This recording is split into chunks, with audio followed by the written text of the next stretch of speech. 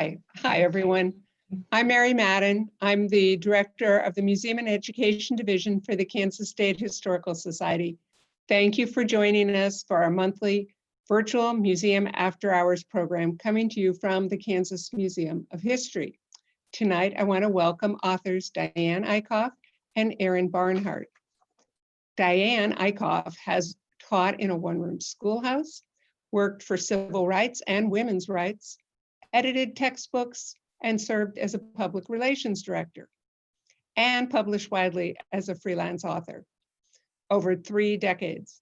Now, thanks to her work with Clarina Nichols, or her work on Clarina Nichols, and the early women's rights movement, Diane has added more lines to her resume: award-winning biographer, humanities scholar, and captivating performer. Erin Barnhart, a television critic and Diane's husband, will be helping Diane with tonight's presentation. Their topic is the long road to women's suffrage in Kansas. Kansas has historically been a leader in women's rights, being just the 8th state to grant female suffrage. Yet the campaign for voting rights in Kansas required more than a quarter of a century of work by determined women, as women suffered discouraging setbacks in 3 different statewide initiatives. So how did they ultimately persuade an all-male electorate to grant them their rights? How did their long ordeal teach them about perseverance and politics? Diane and Erin will explore the courageous individuals who took on the powerful interests opposed to electoral reform and discover other firsts that Kansas women achieved on the full road to suffrage. The program is about 26 minutes and pre-recorded. It will be followed by a live question and answer period with the authors. Please use the Q&A link or the chat feature at the bottom of your screen. Welcome. Thank you, Mary. We're delighted to be here tonight, aren't we, Diane? We sure are, and thank you so much for that wonderful introduction.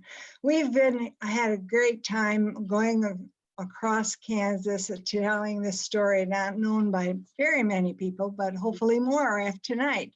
So thanks, sit back and enjoy.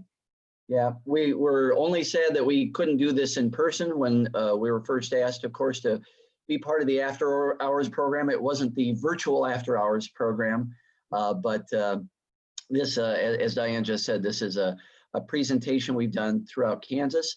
As you're watching this, if you have any questions, you can type them into the chat line, or you can just save them for the live Q&A afterwards. We love to present this material and enjoy the conversation afterwards. We look forward to it. Thank you so much.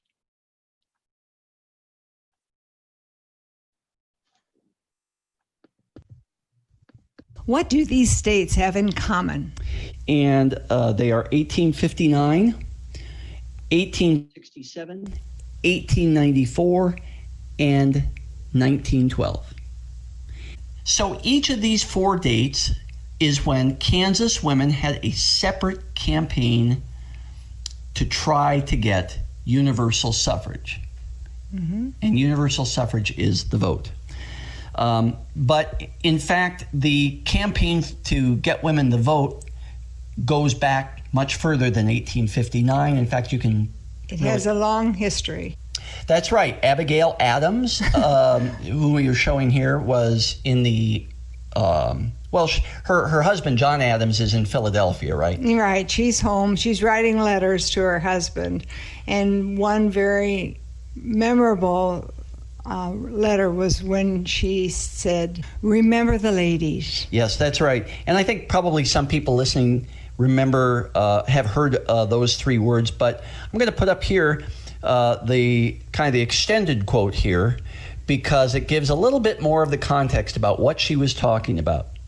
Remember the ladies and be more generous and favorable to them than your ancestors. The next sentence is key. Do not put such unlimited powers into the hands of the husbands. Remember, all men would be tyrants if they could. Whoa, that's still a powerful message. Yep. And what she's addressing here is the fact that it's particularly hard for a married woman. Yes, because many things were held against her. So what are some of those rights that women don't have? Well, let's start with the fact that women could not control or bequeath property in their own names. Mm-hmm. In cases of divorce, they did not have equal custody rights with the husband. If he wanted the children, he generally got them. Okay. All the state and universities were closed to women. Mm-hmm.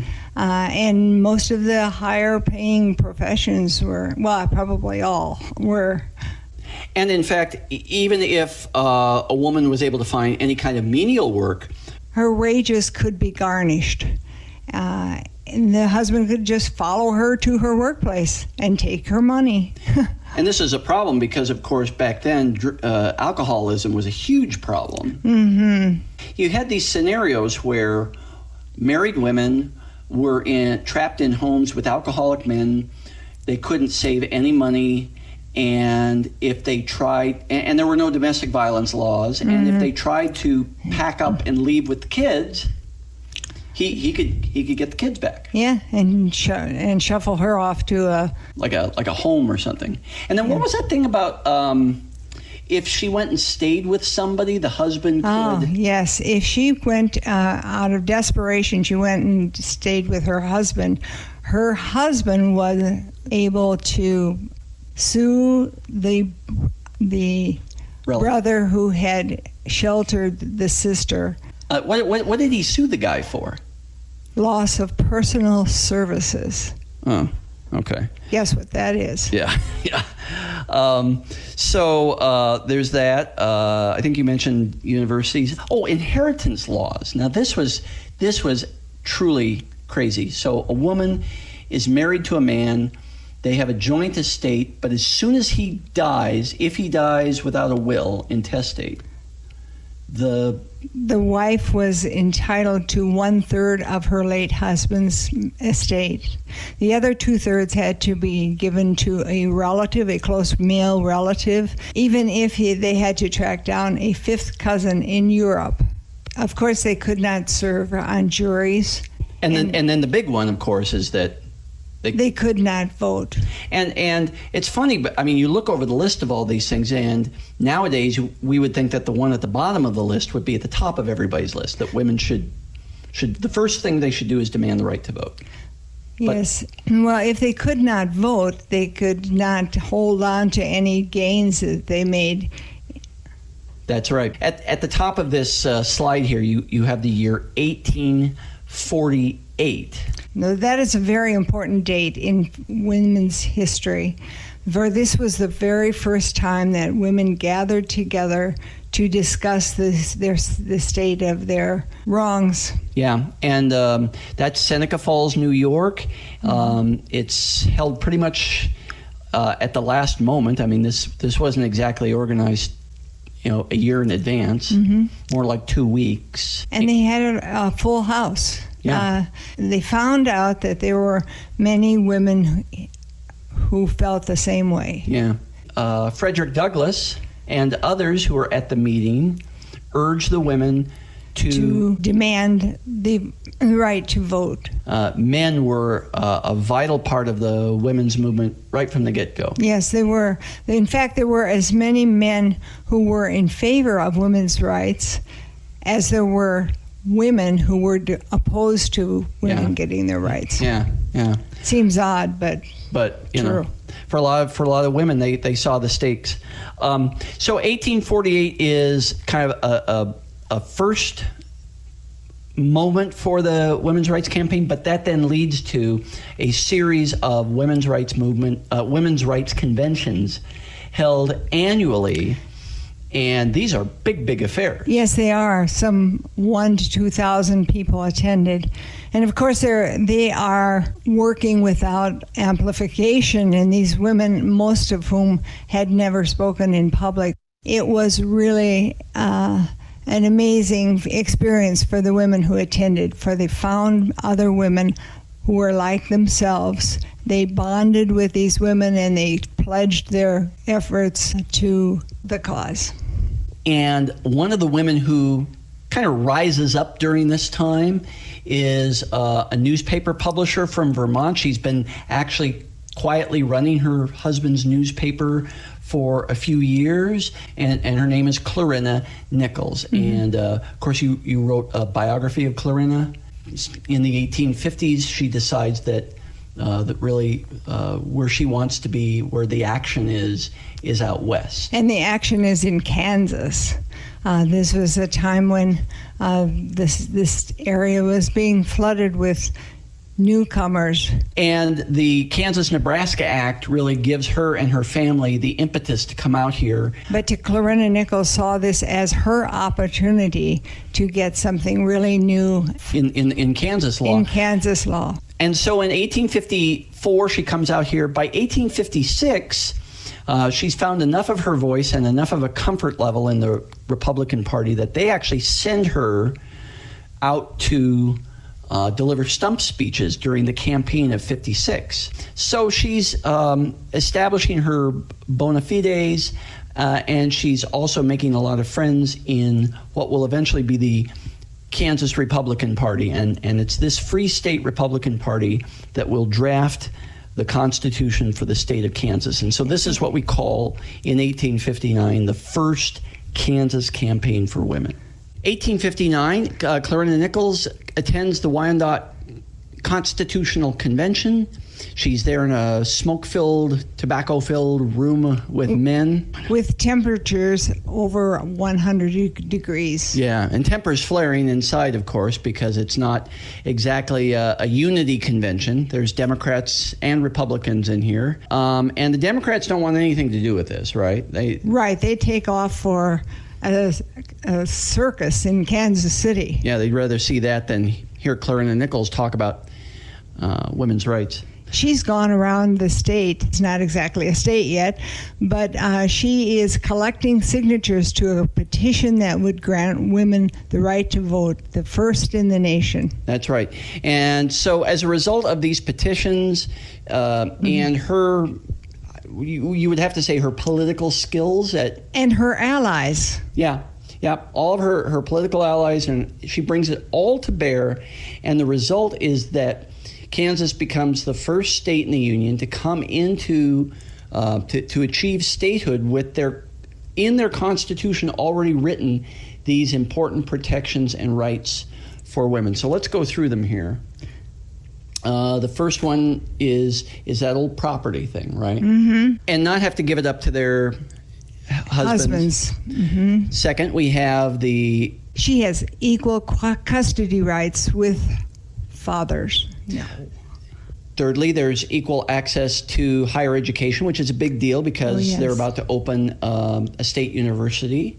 And finally, equal rights of women to vote in school district elections. So, first in the nation, and an entering wedge, she fell to full suffrage. Meaning that she doesn't get the full suffrage that she wants, but that if women can demonstrate that they can go to the polls and vote in school district elections. She felt that would help a great deal in reassuring men that women going to vote was not the end of the world. That is a early success for women's rights. The whole country is looking at Kansas saying, wow, look what they got baked into their Constitution. Very hopeful moment, right? But yes. It also is, by the time Kansas actually gets admitted to the Union, it's Civil War time. It's 1861. Mm-hmm. And so the women are urged by the Republican Party to kind of put the movement on the back burner. It's going to be a short little war. Right. But instead, everything was swallowed up in the very bloody Civil War.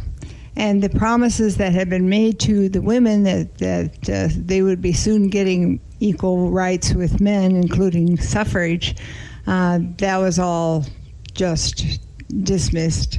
And of all places, Kansas is the one that throws down the gauntlet and says, we want universal suffrage now. This is the 1867 Second Kansas Campaign. So this is the second attempt to get full suffrage for women, and it happens in the form of an amendment to the Constitution, right, that the Kansas legislature passes, saying, so if it's ratified by a majority of Kansans, this will also go into the Constitution along with those other promises for women, full suffrage. At the same time, they send a second amendment to the ballot box granting black men, right, full suffrage. Both of these are going to be voted on in the fall of 1867. And at first they're united, wanting both things to happen here in Kansas. Black suffrage and female suffrage. Right. Clarina Nichols, for instance, gets a lot of support from Susan B. Anthony and the other leaders of the women's suffrage movement who come to Kansas to help out with the women's suffrage campaign. But during the Kansas campaign, Frederick Douglass, Horace Greeley, and other Republican leaders start to say this mantra: this is the Negro's hour. What does that mean? It means that because so many black soldiers fought in the Civil War, they should have the right to vote. It's very unfair to the women. They have been promised, all promises that were made to them are now being turned on. And in fact, the men of Kansas reject both amendments. Right, both of them go down in pretty decisively. And we have a cartoon up here, and this is illustrating the point that you were making a little bit earlier, which is that, you know, if women are granted the right to vote, it's just going to upset the whole order of nature. Mm-hmm. And that old canard. Then 3 years later, the 15th Amendment passes. The women are lobbying Congress to please say the right to vote shall not be prohibited based on race, previous color, servitude, or sex. That three-letter word is left off. And the results, of course, are devastating for the women's movement. And some of them are really so angry that they're willing to break up the movement. Mm-hmm. And they do. So the movement is split for 20 years. 20 whole years. So it's kind of a downtime for the women's movement. And once again, it's kind of up to the Kansas women. They're going to take another run at this. In the 1890s, we call this the Third Kansas Campaign for Women.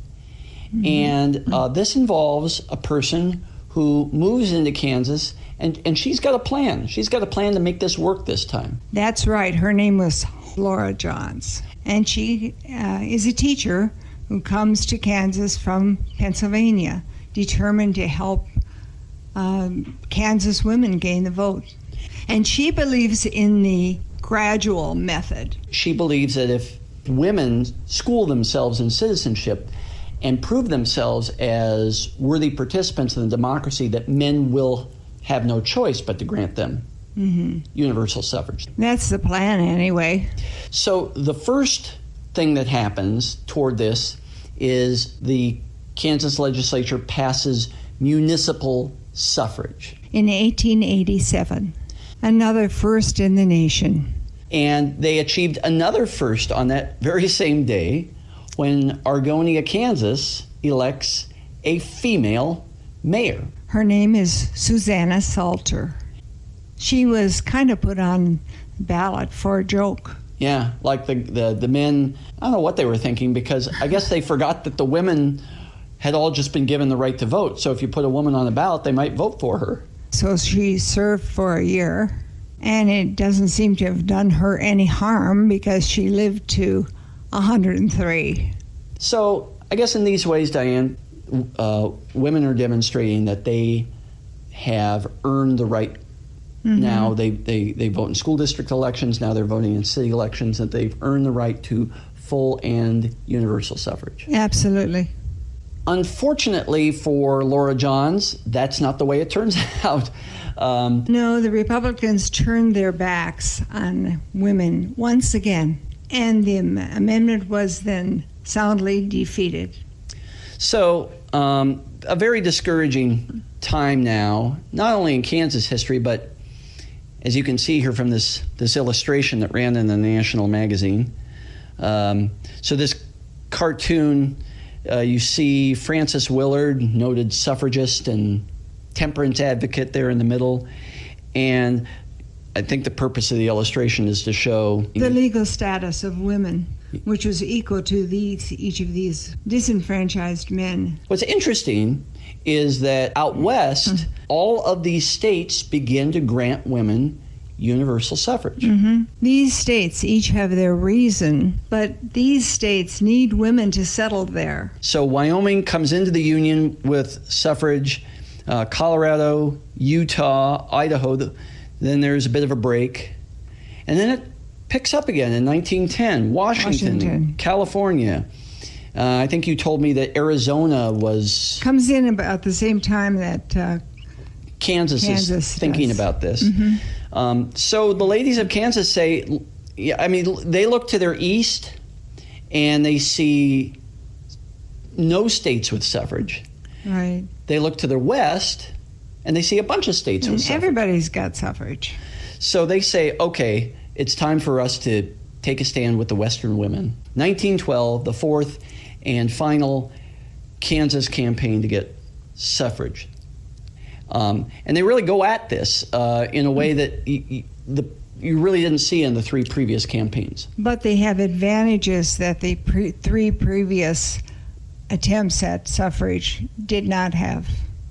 The governor of Kansas at that time was in favor of suffrage. No, and his wife led the suffrage move in Kansas. Also, the Chief Justice and his wife were both involved in the campaign.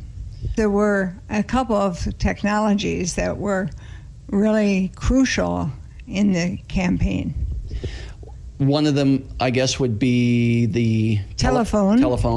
And the other, because then they can organize things. Yeah. And in fact, this is the first campaign where they have an office in all 105 counties in Kansas.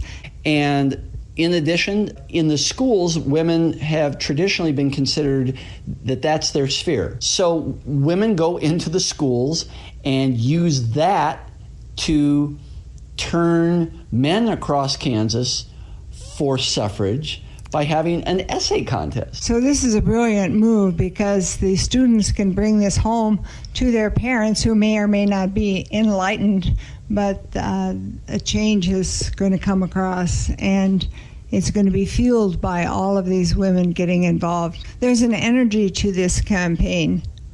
Yeah, there really is. And you see it, I think, probably in some of the bigger publicity efforts. Like they actually enticed one of the most famous women in America, the social reformer Jane Addams, to come down from Chicago and stump for suffrage in Kansas. That's right. She said she wanted to do only a couple of speeches, but she ended up doing multiple speeches and feeling very inspired by the campaign.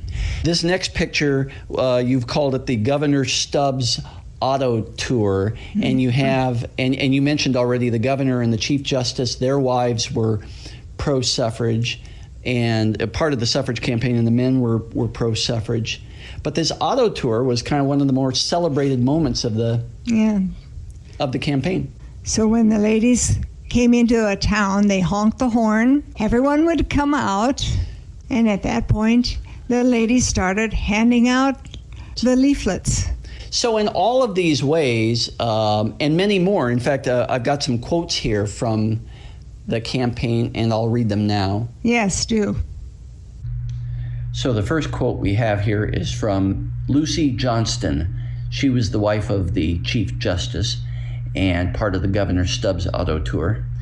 And she recalled being in Olathe at a Chautauqua assembly where there was a lecturer from the South scheduled to speak one evening. And she recalled this: I politely assured him that the women in his audience would appreciate it if he would say a word favorable to the suffrage amendment. He declared that the women of the South had no desire to vote and that Southern men would not permit their women to mingle in the dirty pool of politics. And then, forgetting, or perhaps he had never known, that Kansas women had been voting for 50 years, he proceeded to draw a picture of all the deplorable things that would happen in the home while the women went to vote. Men and women, he told us, who had always lived together in love and harmony would quarrel and separate, and all women would lose respect in the eyes of men and would have to pick up their own handkerchiefs. He assured me the women of the South preferred to remain upon the pedestal where the chivalry of gentlemen had placed them. As I thought of my feet forever dangling from a pedestal, I resolved to keep my feet on the ground and take my chances about the handkerchief. This next one is from Mrs. Lillian Mitchner. I have been traveling for 7 weeks in the 7th District. I've gone over 200 miles, made many speeches in towns and schoolhouses, and trust that I have many converts to my credit. Likewise, Mrs. C.A. Hoffman, who was driving from Enterprise out west, said she nailed literature to trees, left it in hotels and on mailboxes, and talked suffrage all the way to the Colorado line.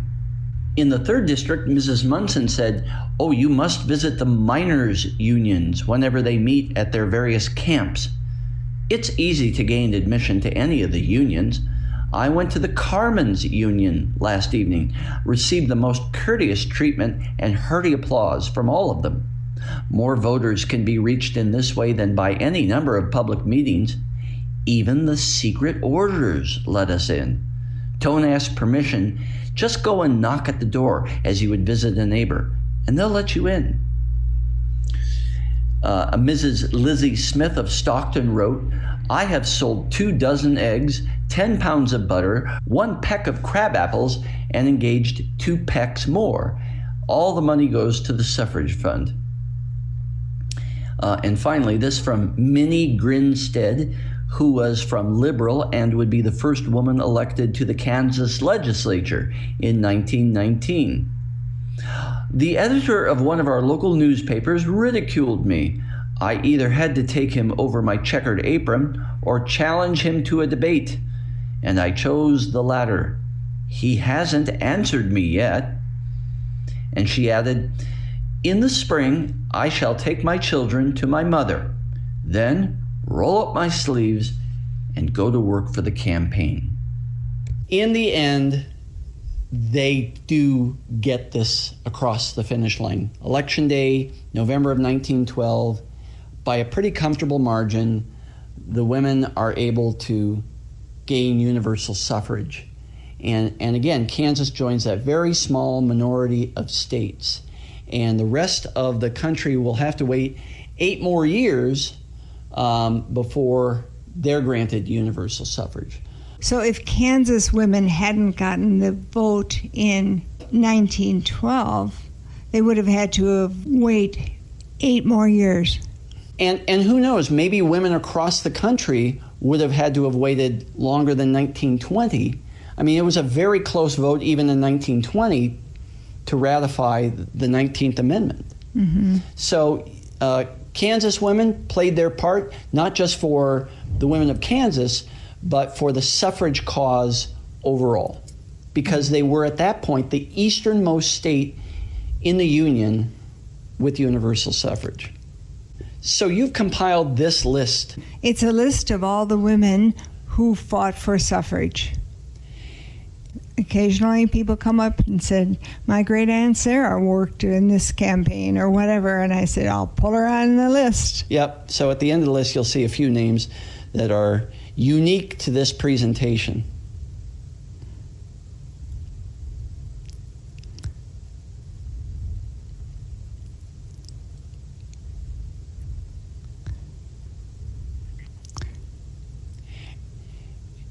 And you always like to end with this quote from Margaret Mead: "Never doubt that a small group of thoughtful, committed citizens can change the world." It's the only thing that ever has.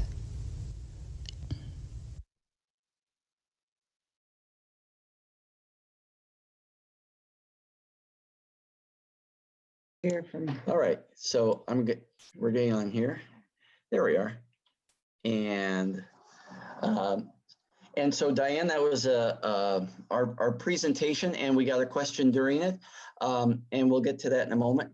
And before we do, I also just pasted into the chat section the URL for a very informative story that my old colleague at the Kansas City Star, Brian Burns, just wrote on this subject, a little more local focus for Kansas City, called The Long Road to Kansas City Women's Suffrage. And that appeared this week in KCPT's digital magazine, Flatland. And so we posted a link to that Check it out. article there in the chat.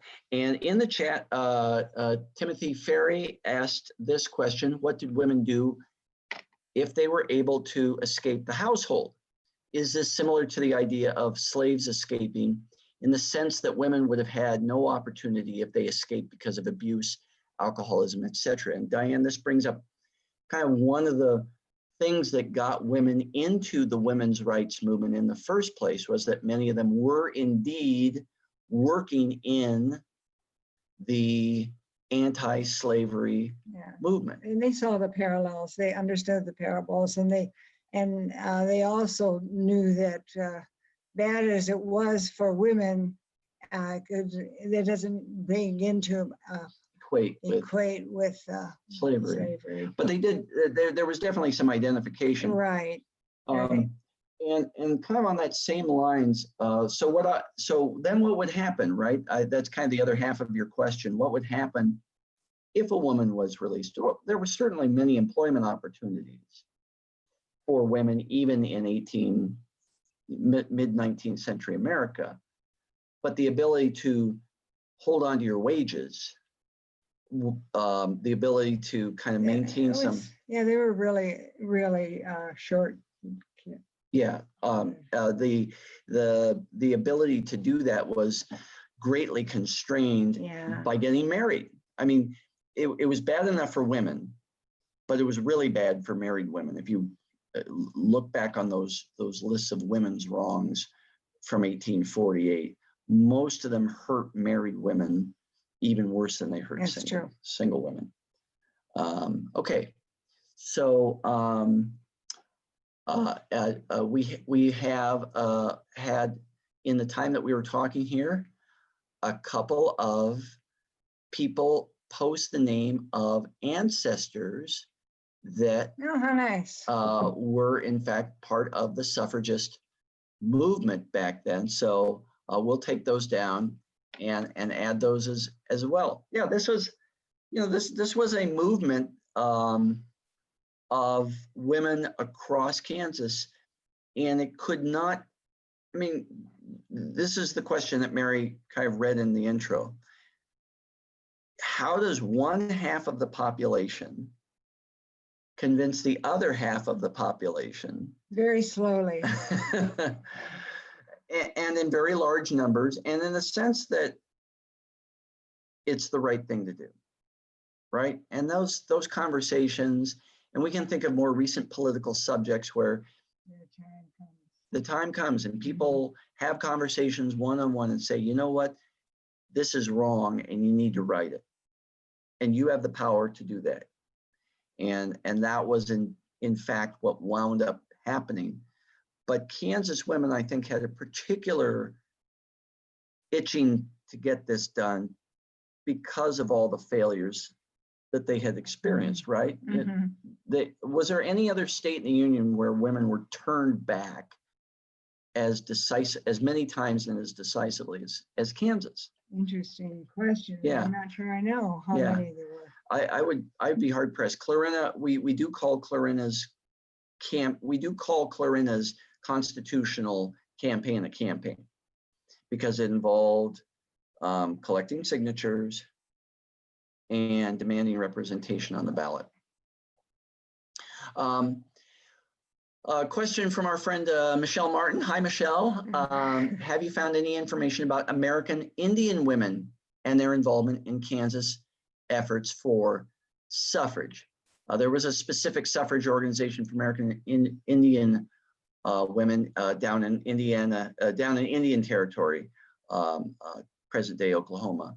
Was there a similar one in Kansas? We're not aware of that, are we? Of an organization for American Indian women, for Kansas Indian women? No. No. I would say in general, the representation of all people within society is faulty, because it's, you know, this is basically a white woman's rebellion. And Yep. yeah. Yeah, it's a white woman's rebellion in the sense that even though African American women are involved. Right. You do. I don't mean to say there weren't any Black women or women of color around working for this cause, but they faced racism as well as sexism. And of course, that's what's so heartbreaking about the 1867 campaign, is that it pits the two against them. Yeah. We should note that, of course, Clarina is greatly assisted. In fact, her partner in crime during the 1859 Wyandotte Constitutional Convention that proved so successful is a Wyandotte Indian woman, Lucy, by the name of Lucy Armstrong. And it's, in fact, I think it's Lucy, it's the Armstrong household where soirees, coffees are held after hours. Yeah, they were supportive of what was going on, even if they couldn't participate. That's right. And so there was lobbying that happened in the Armstrong household. So Lucy Armstrong, big ally of and a partner in the effort to get this over. Question from our live YouTube stream: why were Western states the first to adopt full suffrage for women? Well, there are several reasons. Actually, we have a couple of states that became, well, actually four came into being before the union with the state. Yeah, and what did the they have in common? Yeah, as you say in your presentation, they each had different motives. Like in Wyoming, it's funny, but the Democrats actually pushed women's suffrage. Right. The National Democratic Party was the Western states completely opposed women. to it. But the Democrats in Wyoming not only needed women, but the Democrats thought that by taking this issue away from the Republicans in Wyoming, it would allow them to consolidate political power. And that was cheeky, but it worked. Yeah, they needed women. They needed to populate. There was a lot of back and forth with migration. So single men would move out, see if there was opportunity, and if not, they would leave. So now you bring a woman, maybe women and children along. Yeah, going to be less likely to leave. You know, you'll have Pa Ingalls with the itchy foot, but you'll also have a lot of opportunities there. who want to settle down. Let's see here. Have we gotten to the other questions here? Eva Moore, by the way, one of our people on the chat mentioned that that Eva Morley Murphy, way out in Goodland, ran for Congress in 1914. Wow. So yeah, not wasting any time running for office, but I think it was Millie who was the first one to Grinstead, who was the first one who would actually win a post. Mary, are you picking up any other questions? Do you have any that you want to add of your own?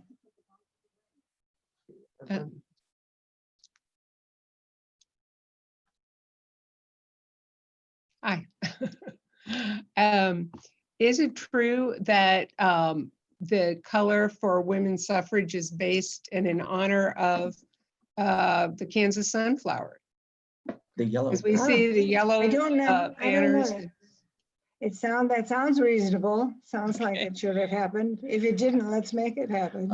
It is known, though, that Kansas really stood party was, until the passage of the Right. 19th Amendment, the easternmost state in the Union with universal suffrage.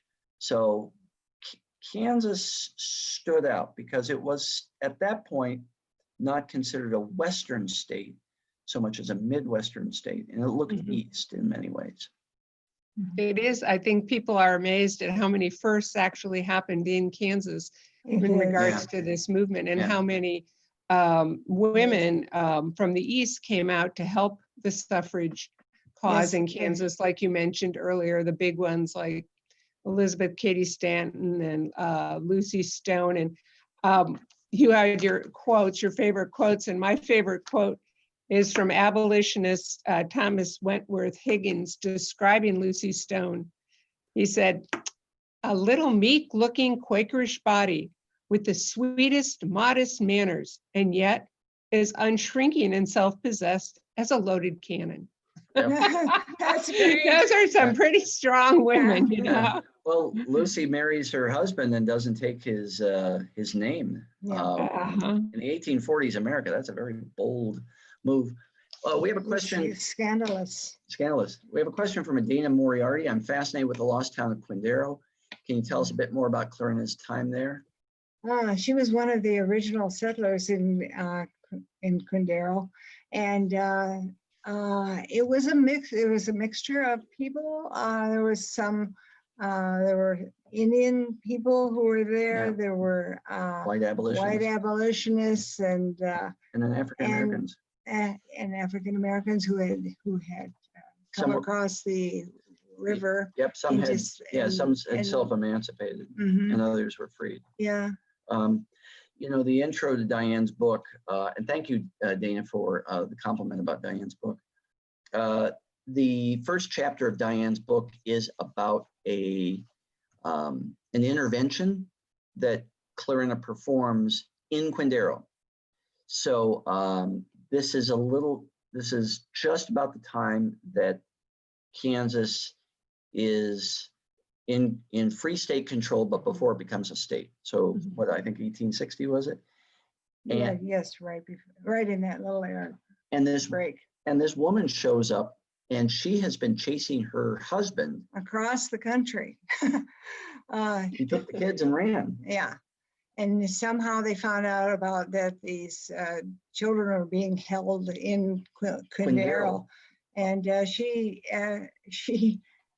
puts together a really amazing sequence of events, and involving all the neighbors and getting everybody worked up and getting them arrested and and it's very convoluted but very entertaining, and really puts what's great about it is it's the first kind of stress test for these new rights for women that are, because in fact the Constitution hasn't taken effect yet, because Kansas is still a territory. The Wyandotte Constitution is just like in limbo.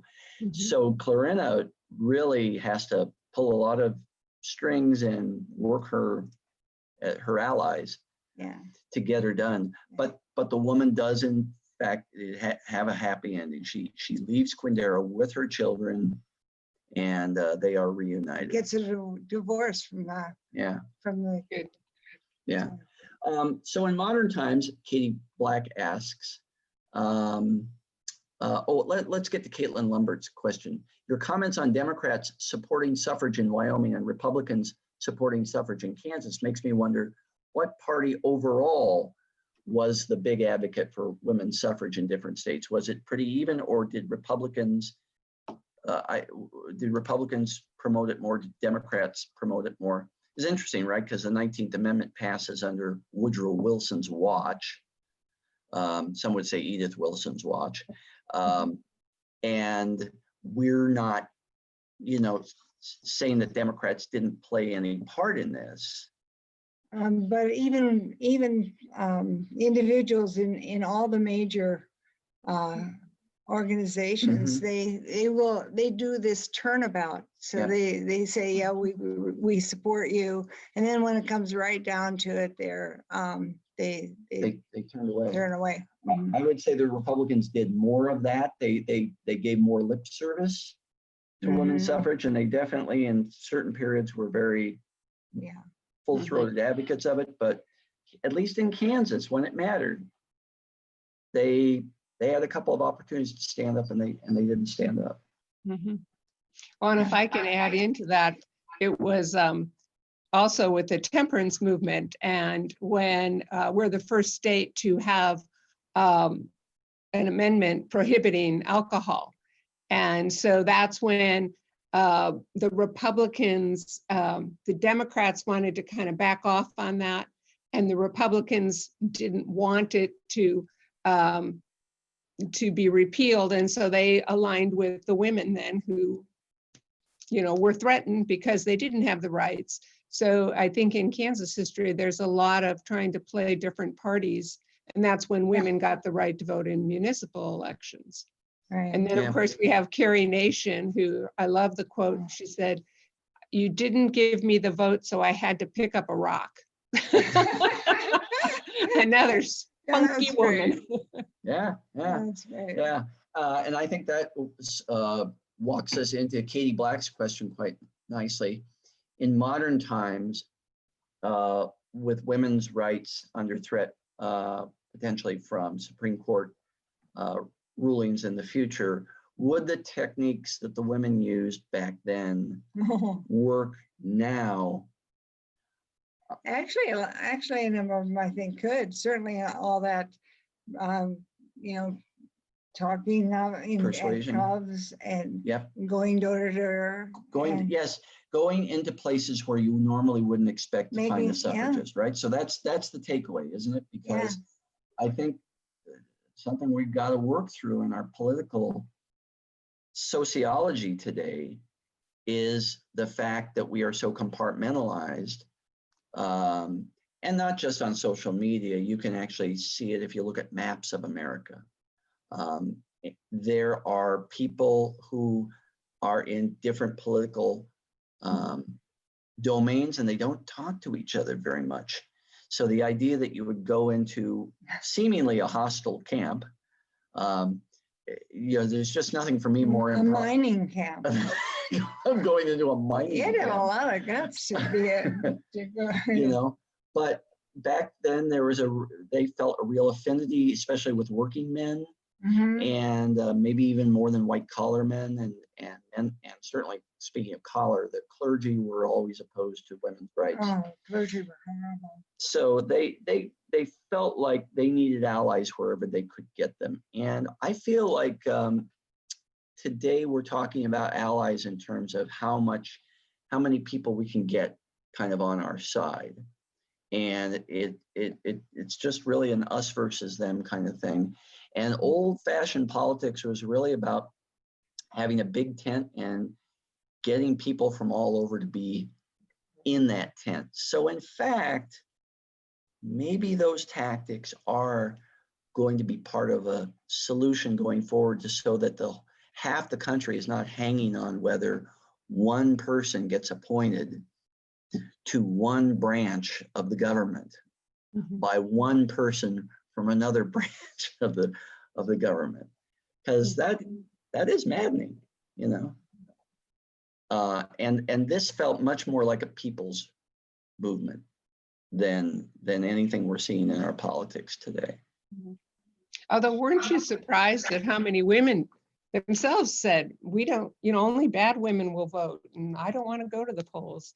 And that was shocking to me, because I live in 2020 and the thought of not having the right to vote. But back then it was, and those are women threatening. My husband can represent me. I don't need to leave. That's right. That's right. Yeah. There was a lot of ticket splitting in the 1920 election. Let's just come out and say that. There were a lot of, men voting for Al Smith, women voting for Warren G. Harding. It wasn't Smith, it was the Democrat anyway. There was a lot of ticket splitting at the time. And that's powerful just in and of itself. Let's give it up for the Quakers. Not all men of faith were opposed to suffrage. Duly noted. That's true. That's true. Quakers, very progressive lot then as now. Well, some women felt they had a little more to lose if they if they Yeah, got rights, they would, they didn't they feel that. enjoyed their spherical privileges. Some women did. And they didn't want to go out there and have to present themselves or whatever it might be. So Yeah, you know, one of the top pro-life lobbies in Washington today is called the Susan B. Anthony Fund, and there's been a lot of, we can get into the discussion of like was Susan B. Anthony really pro-life or not, but I just bring it up to note that you can that there are always appeals for women to turn on or reinterpret traditional women's rights as being anti-women. So that's not a new thing, that's an old thing. And that callback to Susan B. Anthony, I think, is really telling in that regard. Sarah St. John writes, remembering a line from a Lucy Montgomery book when a woman in Canada was asked if she wanted the vote. I know what it is to have to clean up after the men, she said sardonically. Right, what was that thing that Clarina was always saying, that if women went down to the polls, there would all be all this drinking and swearing and yeah, it was really amazing. And she said, let us go down to the polls. We'll clean it up and make it a fit place for everyone. everyone. Well, you know, and one thing after the passage of the 19th Amendment, the 20th Amendment, I'm getting that the interest in trying to move for women's rights didn't end with that, with the 19th Amendment. You know, it continued to, in Kansas, we continued to move to try and get more rights, and that the League of Women Voters grew out of that early movement. And then the first Equal Rights Amendment was actually passed by or introduced by 2 Kansans. That's right. And that was in. Wasn't Kansas the 6th or 7th state to ratify the ERA? Yeah. It was pretty early. It was Yeah. very early. But yeah, that in it was Daniel Anthony, who was the nephew of Susan B. Anthony. No. And then Charles Curtis, brother. Then Charles Curtis, who introduced it. And then Eisenhower was the first president to support it. So it didn't pass, but in the 70s. But, you know, there again, you have these firsts with Kansans. Yeah. Must be something in the water. Well, and as it gets closer to the finish line, 1912, it definitely becomes more mainstream, right? It almost has to in order to finally pass. And so women realize if they're going to be trusted with the vote, they have to say to the men, this is what we're going to do. We're going to be responsible citizens. We're going to be involved in politics in a way that reflects our gender in a unique way. And so I know in Kansas, one of the things they get involved in is prison reform, which doesn't always work out so great for them, but it's a very kind of natural segue for them from, you know, because once you get the vote, what do you do next, right? And so that a lot of the League of Women Voters and other things like that came out of a need to follow on the victory with actual political You look at issues that affect your family, your home, that are reform focused. Oh, we have a couple new messages. I scrolled up. I need to scroll down and get them. I want to say hi to a couple of our other friends who are saying hello today. People really, this is again our friend Michelle Martin, a PhD, texting us from Arizona, people really do not understand the importance of Kansas in the development in so many movements of American history. Kansas was a gateway to the far west. It was a transportation crossroads, and it was a place where people of different races and beliefs came together and fought many of the nation's battles before the rest of the nation did. That was beautiful. I think it was William Allen White who said, the Emporia Gazette publisher said if it was going to happen first, it was going to happen in Kansas.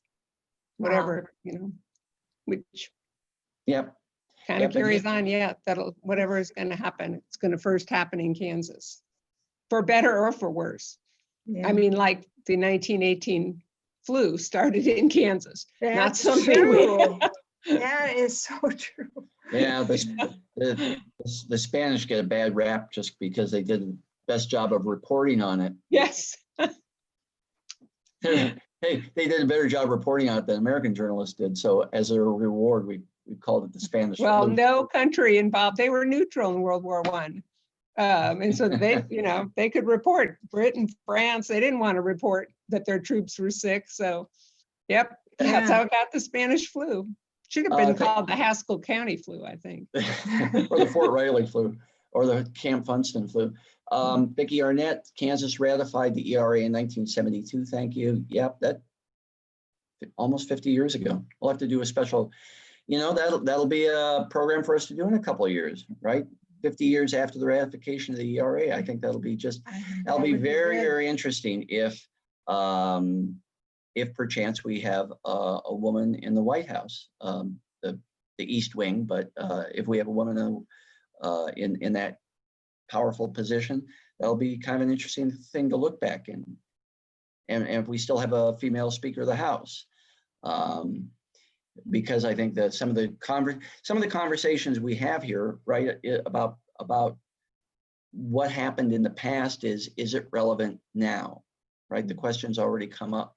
Is the ERA actually even, some people will argue it's a living document. Other people have said its time has come and gone.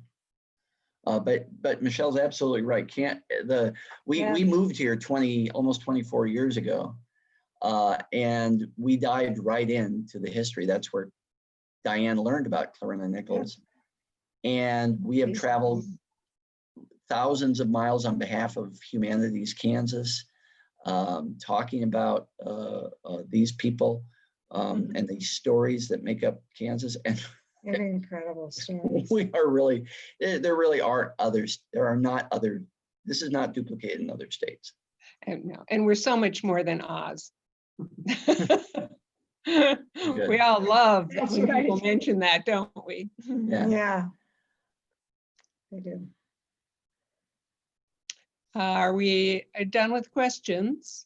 I think we've worked through them all. And Mary, we just want to thank you for hosting this. Like I say, when we got the invite almost a year ago to be part of After Hours, we were looking forward to dropping in on the Kansas Museum of History, going into the gift shop, making sure they had plenty of copies of Diane's book, and then chatting with and meet and greeting with everybody. Yeah, well, you can still buy your book online on our website, the online store. And the title again is Revolutionary Heart, The Life of Clarina Nichols. It's a wonderful read. I highly recommend it for everyone. Thank you. And we've enjoyed having you here tonight. I think it was a wonderful program. I hope people came away understanding so much more about women's history and the remarkable Clarina Nichols and all the good things that Kansas has done in our state. Yeah, Yes. It was a great turnout. We really enjoyed seeing everybody here and talking to everybody. Yes. Okay, well, I'm going to make a plug now for our program next month. It is on Friday, November 13th. Hopefully that's not a bad omen. It's Lee and the Lost Cause Myth, and Dr. William Garrett Piston retired professor from Missouri State, will be giving that program. Please know that donations are always welcome to help fund our educational programs. And in honor of Clarina and all the women who fought for the right to vote, please don't forget to exercise your right to vote on November 3rd. From all of us at Museum After Hours, good night and happy Halloween soon.